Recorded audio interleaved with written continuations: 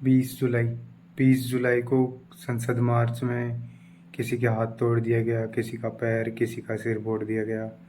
संसद चलो मार्च के दौरान इतना भयंकर लाठीचार्ज हुआ, बहुत ही दर्दनाक घटना थी वो।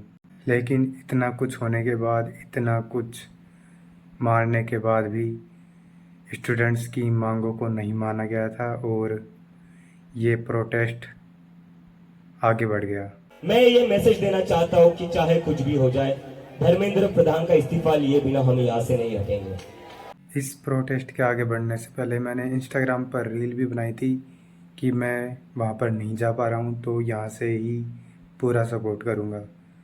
लेकिन आती है फिर 24 जुलाई, और 24 जुलाई को मेरा अचानक प्लान बनता है कि हमें भी वहाँ पर जाना चाहिए, और मेरे दो दोस्त भी तैयार हो जाते हैं वहाँ पर जाने के लिए।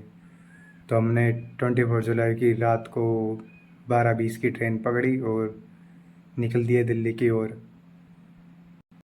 लेकिन ट्रेन में बैठने से पहले मैं ठीक था, मुझे ठीक लग रहा था कि मैं भी वहाँ पर जंतर मंतर के प्रोटेस्ट में एक हिस्सा बनने जा रहा हूँ, अपनी भूमिका निभाने जा रहा हूँ। तो तब तक तो ठीक था, लेकिन ट्रेन में बैठने के बाद अचानक से मुझे थोड़ा थोड़ा डर लगने लगा, क्योंकि 20 जुलाई को लाठीचार्ज हो चुका था और किसी का हाथ पैर सिर फोड़ दिए गए थे। तो हमें डर था कि 24 जुलाई को भी लाठीचार्ज हो सकता था, क्योंकि किसी को 20 जुलाई को भी किसी को पता नहीं था कि वहाँ पे लाठीचार्ज हो जाएगा।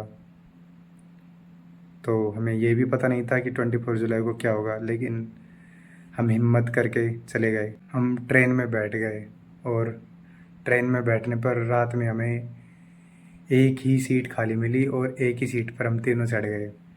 तो दोनों दोस्त थे वो तो सो गए, क्योंकि एक सीट पर तीनों नहीं सो पाते हम।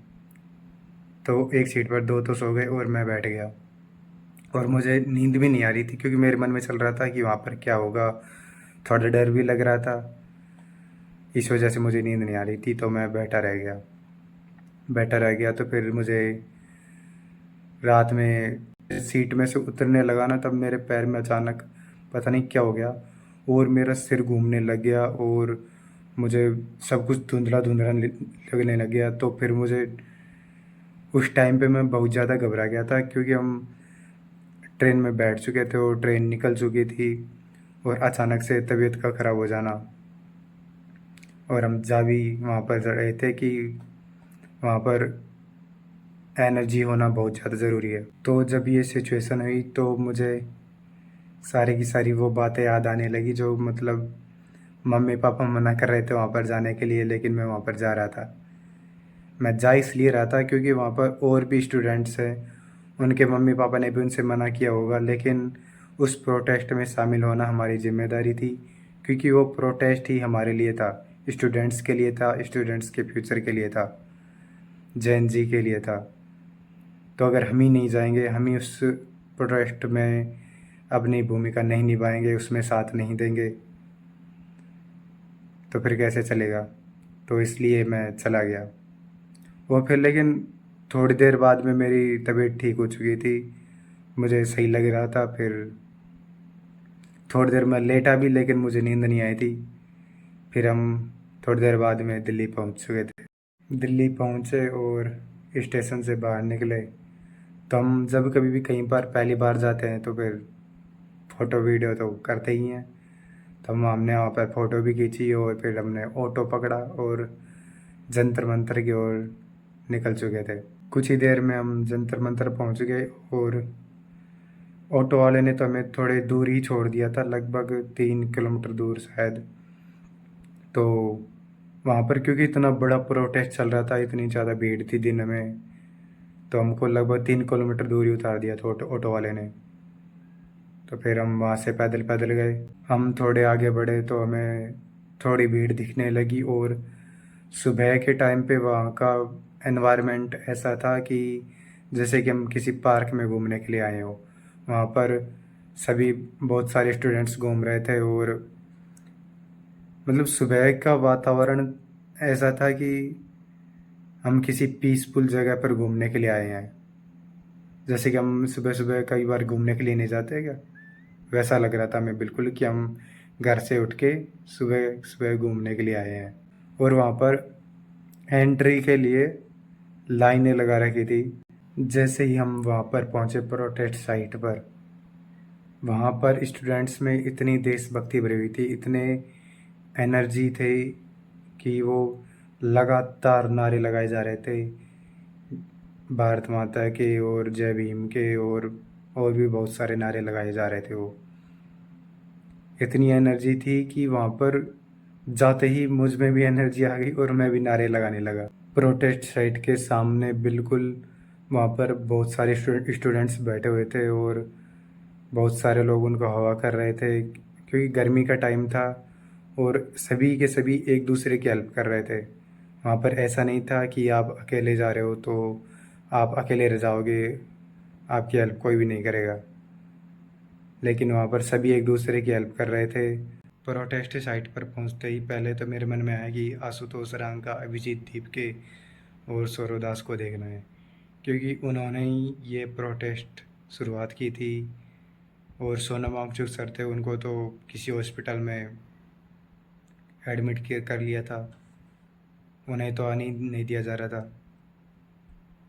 और थोड़े ही देर बाद में मुझे कौन दिखता है, जुनैद भाई, जो कि शुरुआत से ही स्टूडेंट्स को वहाँ पर खाना खिला रहे थे फ्री में, शुरुआत से ही वहाँ पे मेहनत कर रहे थे और अभी भी अपने काम में लगे हुए थे। फिर थोड़ी देर बाद में आशुतोष रांका आते हैं और वहाँ पर कुछ स्पीच देने लगते हैं। और हमें बहुत खुशी है कि सरकार ने हमारी 4 में से 2 मांगे मान ली है। फिर हम थोड़ी देर प्रोटेस्ट साइट के पीछे की तरफ आ गए और पीछे की तरफ मैं इन वकीलों से मिला और यहाँ पर ये सिख भी बैठे हुए थे जो जो भी स्पीच दे रहे थे।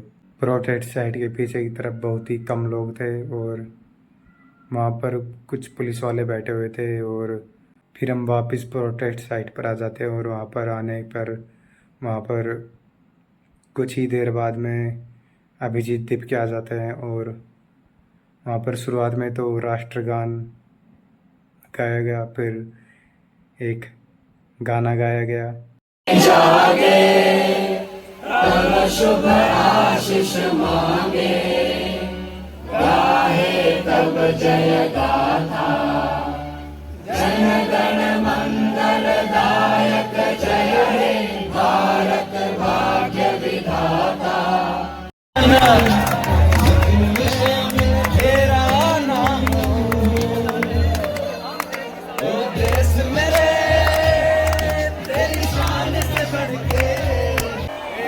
तो मीडिया के माध्यम से और आप लोगों के माध्यम से मैं पूरे लोगों को अपील करता हूं, जो भी लोग ये वीडियो देख रहे हैं, ये प्रोटेस्ट खत्म नहीं होने वाला। ये प्रोटेस्ट तब तक चलेगा जब तक धर्मेंद्र प्रधान इस्तीफा नहीं देते। तो जितने लोग ये वीडियो देख रहे हैं, सभी के सभी जंतर मंतर आइए और यहां आकर बैठिए। तब तक बैठेंगे जब तक धर्मेंद्र प्रधान इस्तीफा नहीं देता। हम भी जंतर मंतर तब तक खाली नहीं करेंगे जब तक धर्मेंद्र प्रधान अपनी कुर्सी खाली नहीं करता। और वहाँ पे मेरे मन में चल रहा था कि बाहर की तरफ कहीं लाठीचार्ज तो नहीं हो गया है, लेकिन ऐसा कुछ भी नहीं हुआ था, क्योंकि प्रोटेस्ट साइट पर ही इतनी भीड़ हो गई थी कि वहाँ पर चल पाना मुश्किल हो रहा था।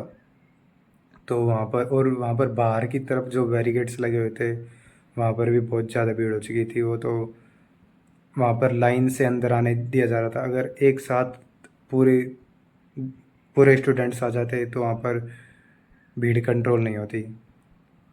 वहाँ पर आते जा रहे थे और जिन लोगों को कुछ काम था वो जा भी रहे थे।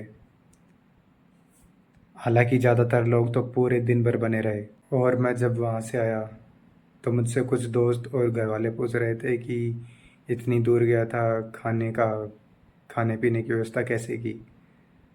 तो वहाँ पर दिक्कत ये नहीं थी कि वहाँ पर खाने पीने की व्यवस्था क्या करनी है, बस ये वहाँ पर दिक्कत ये थी कि तुम अपने मन को बनाओ कैसे भी करके कि प्रोटेस्ट में जाना है और अपना कदम बढ़ाना है, अपनी आवाज़ उठानी है। वहाँ पर खाने पीने के लिए तो खीरे दे रहे थे, बिस्किट्स दे रहे थे, पानी दे रहे थे, और वहाँ पर बाहर भी बहुत सारे लोग, कोई समोसा बांट रहा था, कोई बर्गर दे रहा था, कोई तो पूरी की पूरी प्लेट दे रहा था खाने की। तो वहाँ पर कोई भी दिक्कत नहीं थी खाने पीने की, बस वहाँ पर लोगों को मन बनाना था वहाँ पर जाने के लिए प्रोटेस्ट साइट पर। और मेरे दोस्तों ने पूछा कि वहाँ पर तो इतने सेलिब्रिटी आ रहे थे, तो तुझे कोई बड़ा आदमी नहीं मिला क्या? तो हाँ, मुझे कोई ऐसा बड़ा आदमी तो नहीं मिला था, लेकिन मुझे वो मिला जो कि लप्पू सा सचिन, क्या है इसमें बोलती है ना वो आंटी, वो मिली थी मुझे। सचिन क्या है? सचिन में लप्पू सा सचिन है, मुंह में से बोलना वहाँ पे आवे ना, बोलता वो है ना, झिंगुर सा लड़का, उससे प्यार। और वहाँ पर मैंने उनकी भी फ़ोटो खींची जो कि सरकार के बारे में, धर्मेंद्र प्रधान के बारे में लिख के लाए थे। पता है असली देशभक्ति क्या होती है? ये कब समझ में आता है हमें? जब हम स्कूल में थे छोटे, तो वहाँ पर प्रेयर से पहले या प्रेयर से बाद में राष्ट्रगान बुलाया जाता है और नारे भी लगवाए जाते हैं, लेकिन असली देशभक्ति वहाँ पे नहीं दिखती है। असली देशभक्ति हमें तभी दिखती है जब हम किसी ऐसी चीज़ में शामिल होते हैं जो कि देशभक्ति से संबंधित हो, देश की उन्नति से, देश के विकास से संबंधित हो। तो वहाँ पर ही जाकर लोग, इतनी एनर्जी आ रही थी लोगों में।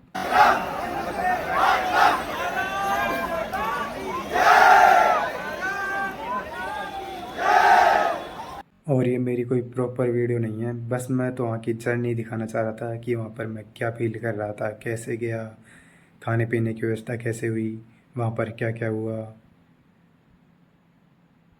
और मुझे तो रियलिटी में अंदर से थोड़ा गर्व फील हो रहा है कि मैं इतने बड़े प्रोटेस्ट का हिस्सा बना और प्रोटेस्ट सफल भी हुआ।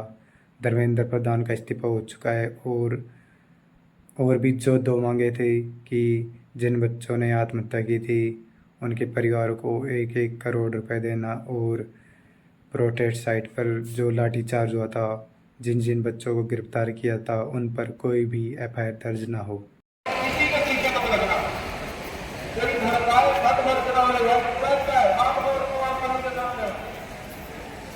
मैंने कब देखा हुआ है, परसों 20 तारीख को जो हुआ मैंने तब देखा, भड़काने वाले भड़काए।